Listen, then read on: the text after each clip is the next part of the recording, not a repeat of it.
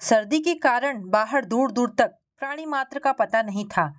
कोहरे ने वातावरण को और भी रहस्यमय बना दिया था। घड़ी की सुई टिक टिक करके आगे जा रही थी, पर सुधा जी के मन में रह रहकर अजीब अजीब ख्याल आ रहे थे। वह मन ही मन बड़बड़ाए जा रही थी। रात के 10 बज गए थे, पर नैना अभी तक नहीं लौटी थी। वह द्वार तक पता नहीं कितने चक्कर लगा चुकी थी। सुधा को समझ में नहीं आ रहा था कि क्या करे। यूं तो शिखा ने चलते समय उसे आश्वासन दिया था, आंटी आप चिंता मत करें, मैं नैना को अपनी गाड़ी में साथ ले आऊंगी। पर उन्हें तो 9 बजे तक आ जाना था। अब तो 10:30 बज चुके थे, और वैसे भी शिखा भी थी तो लड़की ही। इतनी रात में 2 लड़कियां कोई गाड़ी रोक ही ले तो क्या कर लेंगी। इस समय सुधा के दिमाग में ना जाने कहाँ कहाँ की अनेक बातें आकर लुका छिपी कर रही थी। मन हटाने के लिए उसने टीवी खोल दिया, पर उसमें भी उसका मन न लगा। शिखा के घर वह अब तक कम से कम 5-6 बार फोन कर चुकी थी, पर हर बार उधर से खीजे स्वर में उत्तर मिलता, अभी नहीं आई है, जो उसे इस बात की अनकही चेतावनी देता कि अब मुझे डिस्टर्ब मत करिएगा। वह अपमानित सी स्वयं को लानत भेजती कि वह थोड़ा धैर्य क्यों नहीं रख पाती है। कॉलेज के कार्यक्रम में देर हो गई होगी, पर कुछ ही क्षणों में असुरक्षा और आशंका अभी अभी हुए अपमान पर इतना आच्छादित हो जाती कि व्यग्र होकर उसके हाथ पुनः फोन पर पहुंच जाते। तभी घंटी बजी। उसने लगभग दौड़कर द्वार खोला तो सामने शिखा खड़ी थी। वह उसे सामने पाकर उसी पर बरस पड़ी। तुम लड़कियां भी अति करती हो, इतनी देर हो गई और यह भी नहीं होता कि एक फोन ही कर देती। और अब नैना कहाँ छिपी है? उससे कहो झूठ मूठ डरने का नाटक ना करे। पर यह कहते कहते जब उसकी दृष्टि निश्चल खड़ी शिखा और पीछे खड़े खाकी वर्दी वाले पर पड़ी तो वह हतप्रभ रह गई। कुछ अनहोनी हुई है, यह तो वह समझ गई। उसने शिखा को झकझोर दिया, नैना कहाँ है? तुमने तो कहा था कि तुम उसे साथ ले आओगी। तब शिखा को किनारे कर साथ आए पुलिस वाले ने बताया, देखिए मैडम, थोड़ा धैर्य रखिए। मुझे दुख के साथ कहना पड़ रहा है कि आपकी बेटी अब इस दुनिया में नहीं रही। यह सुनकर सुधा तड़प उठी। उसने इंस्पेक्टर को लगभग डांटते हुए कहा, शर्म नहीं आती ऐसी मनहूस बातें कहते हुए? तुम क्या मेरी बेटी को पहचानते हो? देखिए, हमें किसी ने फोन पर बताया कि कॉलेज के पिछवाड़े एक लड़की का शव पड़ा है। हमने छानबीन की तो उसके पर्स में CHM कॉलेज का पहचान पत्र मिला। हम उस कॉलेज में गए तो पता चला कि वहाँ वार्षिक समारोह हो रहा है। इससे पहले कि हम अंदर जाते, हमें बाहर ही यह मैडम मिल गई। इन्होंने ही बताया कि यह आधा घंटे से अपनी सहेली नैना को खोज रही है। कुछ ही क्षणों में उसका कार्यक्रम होने वाला है और पता नहीं वह कहाँ है। तब हम उन्हें उस स्थान पर ले गए जहाँ वह शव था, और तब इन्होंने पुष्टि की कि यह आपकी बेटी नैना का शव है। अब सुधा शिखा पर बरस पड़ी, मैंने तो उसे तुम्हारे भरोसे छोड़ा था, तुमने उसे अकेला क्यों छोड़ा? शिखा तो स्वयं ही इस अनहोनी से आहत थी। वह सुधा की अवस्था को समझ रही थी, अतः निश्चल खड़ी रही। तब तक कॉलेज के दूसरे छात्र छात्राएं और प्रिंसिपल साहब भी आ चुके थे। उन्होंने बताया कि कोई नहीं जानता कि नैना वहां कब और कैसे पहुंच गई। नैना का शव पोस्टमार्टम के लिए भेजा जा चुका था। लोगों से ज्ञात हुआ कि नैना के शरीर पर लगे खरोचों के चिन्ह स्पष्ट कर रहे थे कि मृत्यु से पूर्व नैना ने उन दरिंदों का पर्याप्त विरोध किया होगा जिन्होंने उसके साथ बल प्रयोग किया था, क्योंकि उसके शरीर पर जहां तहां खरोचों के चिन्ह थे। उसके हाथ पैर बांधे हुए थे और कपड़े फटे थे, जो उसके साथ हुए दुष्कर्म की कहानी कह रहे थे। पोस्टमार्टम की रिपोर्ट ने सबकी आशंका की पुष्टि कर दी। ऐसा प्रतीत होता था कि दरिंदे 2 अथवा 2 से अधिक थे, जिन्होंने अपनी हवस शांत करने के पश्चात पहचाने जाने के डर से नैना की हत्या कर दी होगी। सभी के लिए यह एक राज था कि कार्यक्रम के बीच नैना कब, कैसे और क्यों पिछवाड़े के उस एकांत में पहुंच गई, जहाँ प्रायः दिन में भी कोई नहीं जाता। नैना सीधी सादी काम से काम रखने वाली लड़की थी। समय से कॉलेज आना, अधिक से अधिक लाइब्रेरी चले जाना और फिर घर जाना ही उसकी दिनचर्या थी। दोस्तों के नाम पर सिर्फ शिखा ही उसकी सबसे अच्छी सहेली थी, अन्यथा वो बहुत ही कम बोलने वाली मृदुभाषी थी। अन्य छात्र छात्राओं से उसके बस औपचारिक संबंध थे।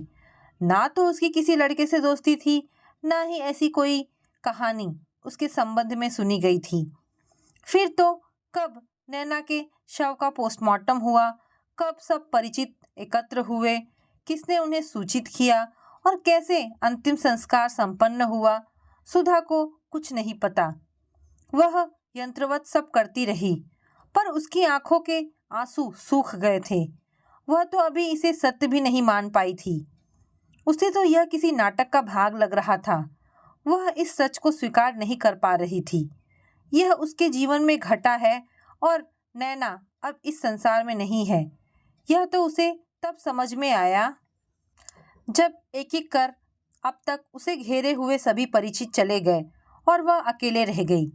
वह पागलों की तरह नैना को प्रत्येक कमरे में ढूंढने लगी कि क्या पता वो बचपन की तरह उसे सताने के लिए कहीं छिप गई हो और अचानक आकर उसे चौंका दे। पर जब सामने लगे नैना के हार पड़े फोटो ने उसका कटु सच्चाई से सामना कराया, तो वह पागल सी हो गई।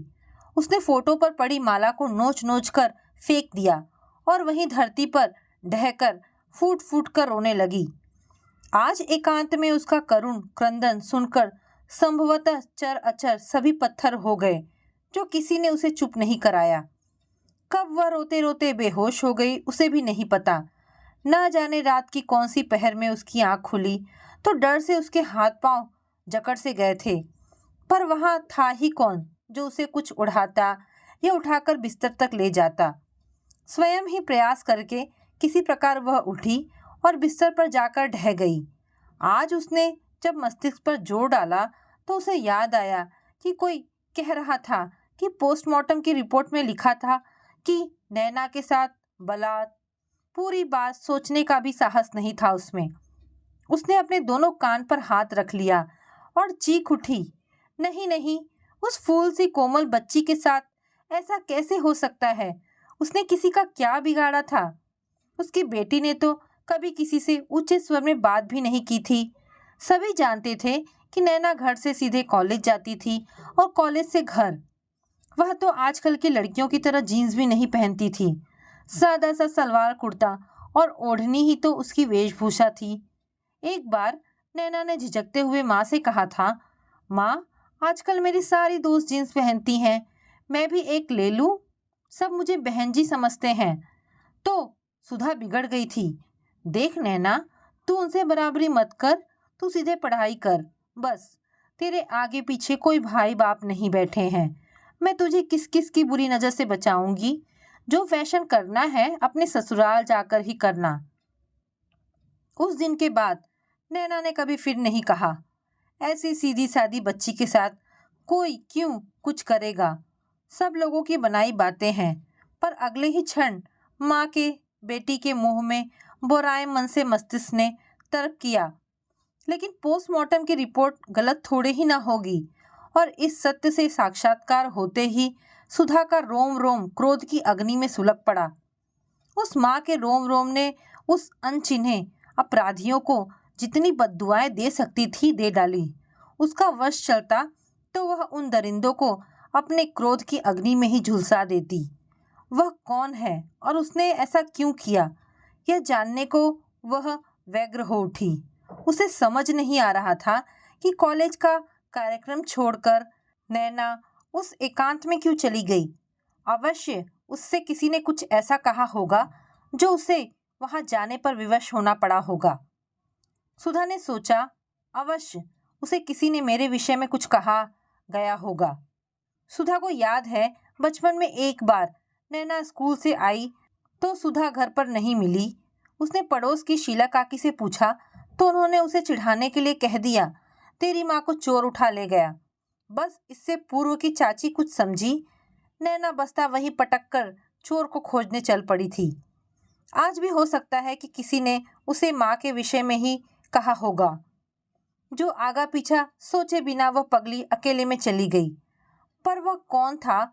उसकी नैना से कोई दुश्मनी थी कि उसकी अभागन बच्ची परिस्थितिवश क्षणिक उन्माद का शिकार हो गई? यह अनेक अनसुलझे प्रश्न सुधा को विक्षिप्त किए दे रहे थे, जिनके उत्तर संभवतः नैना के साथ ही विलुप्त हो गए थे। वह सोती तो नैना का दर्द से तड़पता, दानवों से लड़ता, सहायता के लिए पुकारता, असहाय चेहरा उसे पुकारता और वह पसीने पसीने होकर उठ जाती। पूरी पूरी रात वह कमरे में चक्कर लगाती। पुलिस अपनी कार्यवाही कर रही थी। सुधा जब तक थाने जाकर कार्यवाही के विषय में पता कर आती। एक दिन वह सोकर उठी तो फोन की कर्कश ध्वनि घनघना उठी। उसने हेलो कहा तो उधर से रहस्यमय धीमी ध्वनि में किसी ने कहा, बुढ़िया चुपचाप केस वापस ले ले, नहीं तो तुझे भी तेरी बेटी के पास पहुंचा दिया जाएगा। सुधा क्रोध और उत्तेजना से कांपने लगी, पर इससे पूर्व कि वह कोई प्रतिक्रिया व्यक्त करती, फोन कट चुका था। उसने निश्चय कर लिया था कि चाहे जो हो जाए, अपना सब कुछ लुटा कर भी वह अपराधी को पकड़वा कर रहेगी। वैसे भी अब जीवन में बचा ही क्या है? अब तो उसके जीवन का लक्ष्य ही उन दरिंदों को दंड दिलवाना है। लक्ष्य की सफलता ही सुधा के मन में प्रज्वलित क्षोभ की अग्नि को शांत कर सकती है।